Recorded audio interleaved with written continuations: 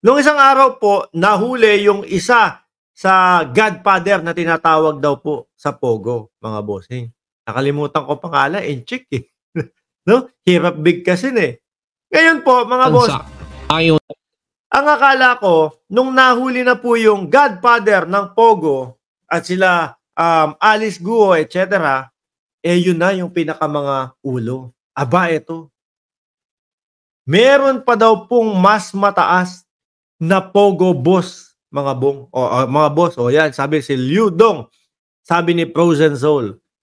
Nahuli na po yun, pero binabanggit nila, meron pa din daw pong mas mataas na boss. No? Sa Pogo, ito, pakinggan po natin. Basahin natin yung caption nila dyan. Ano yun? PAOK, may tinitignan ilang mas malaking personalidad sa likod ng mga Pogo. Naku po. Hindi kaya mga Pinoy na yan? Hindi kaya mga nakaupo na? O dating mga naupo? No? Sa gobyerno? Ayan. Hindi natin alam kung baka mga Pinoy na ho yan, mga kababayan.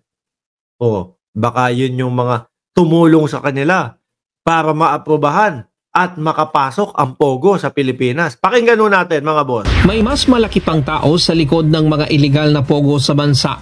Bukod kay Lin Zunhan o Boss Boga, ang sinasabing nagpasimula ng Pogo sa bansa. Ayon sa Presidential Anti-Organization. Ano daw, may nagpasimula daw ng Pogo sa bansa o yung nahuli mismo yun? Kung nagpasimula, naku. Sino kaya yun? Ano? Organized Crime Commission, mayroong 4 o higit pa silang tinitignang financier. 4?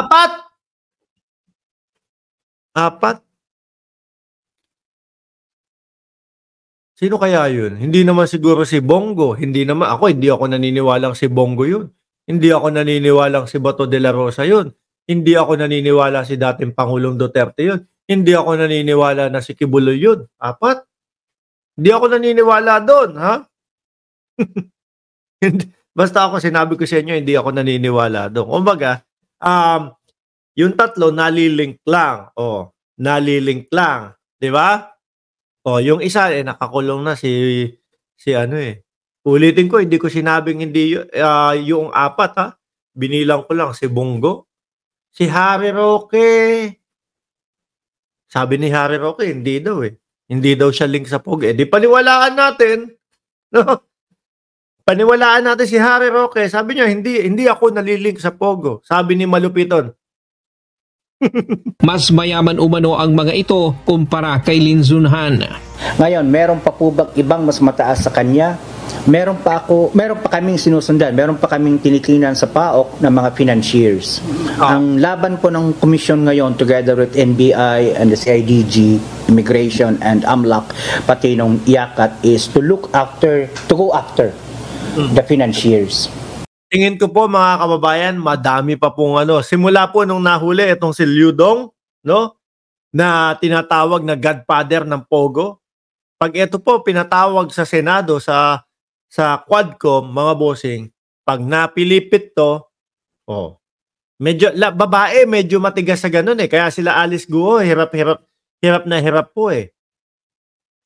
No? Pero pag lalaki po, pag napilipit ng konti yan, nako, baka lumabas yan. Si Harry Roque, attorney namin. Si dating Pangulong Duterte ay kaibigan namin. Mas malalim pa ho. Mas madami. Puro po mga Chinese pa lang yung nabibisto eh. Baka ito na. Baka sa pagkakataon na ito, mga bossing, ang mabisto na yung mga kababayan natin. No? Siyempre, yung may matataas ang mga naging posisyon sa gobyerno. Tayo namang mga simpleng tao, ano naman ng maitutulong natin dyan para mag-ooperate ng Pogo, di ba? Ganun kasimple lang ho yun. Sapagkat kahit po ipa-report natin yung 100,000 na yan, kung nandyan pa naman yung namumuhunan, di ba? Madali lang silang bumalik.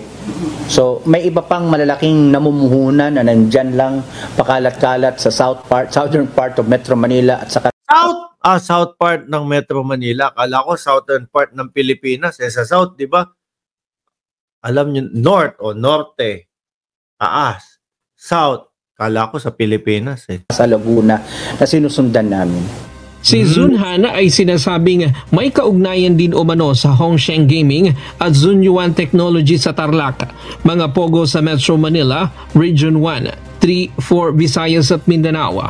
Aha. Ayon kay Casio, kahit patuloy na itinatanggi ni Boss Boga ang mga aligasyon, matibay naman ang ebidensya laban sa kanya.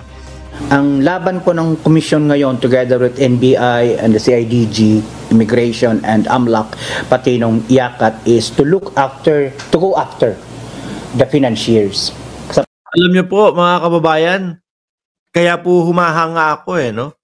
Kay Senador Risa Ontiveros, kay Senator Richard Gatchalian, Sherwin Gatchalian. Alam niyo po, napakasimple lang nung inumpisahan to. Dalawa nga lang silang interesado nung inumpisahan ito, mga kababayan. Talagang dalawa lang silang nagtsatsaga. Pero ngayon, mga bossing, nabubuko, nabibisto na po yung naging problema po ng ating bayan. Dahil din dyan po sa Pogo. Problema po yan. Bakit? Tignan nyo nga, parang naging sentro tayo ng mga tumatangkilik doon sa mga nang i-scam sa China, para tayong naging sentro ng sugal. Biruin mo, sa karamihan ng bansa, ang Pogo illegal. Sa atin, okay lang. Sa atin, pasok. Dagdagan mo pa dyan nung may mga torture hub kapag hindi sumusunod yung mga staff ng Pogo. Dagdag mo pa dyan yung human trafficking na sasabihin ng kamag-anak, aalis ako, pupunta ako ng Pilipinas kasi may magandang trabaho. Pagdating sa Pilipinas, nung Chinese na yon, pag napasok sa Pogo, wala na, hindi na makakakonect sa kanilang pamilya. Problema po yun. Nakakahiya-hiya po ang ating bansa nun. Mabuti na lang po, mga kababayan, at meron pong Ferdinand Marcos Bongbong Jr. po kasama ang gobyerno ng Pilipinas, Risa Ontiveros at Sherwin Gatchalian, na nakapagpahinto po nitong Pogo na ito, mga boss. No? Sino ba kasi ang nagpapasok dyan at nagpaumpisa dyan sa Pogo na yan? Pagkat kahit po ipa-report natin yung 100,000 na yan, kung nandyan pa naman yung namumuhunan, diba? Madali lang silang bumalik. Sinisiyasat na rin ng PAOK ang impormasyon sa isang Madam Hua. Ito umano ay isang mataas. Ano daw? Madam Hua? Ulitin ko nga. Madam, ano ba yun? Madam? Sinisiyasat na rin ng PAOK ang impormasyon sa isang Madam Hua. Ito umano. Tama ba pagkakarinig ko? Madam Hua? Parang Madam Roque yan.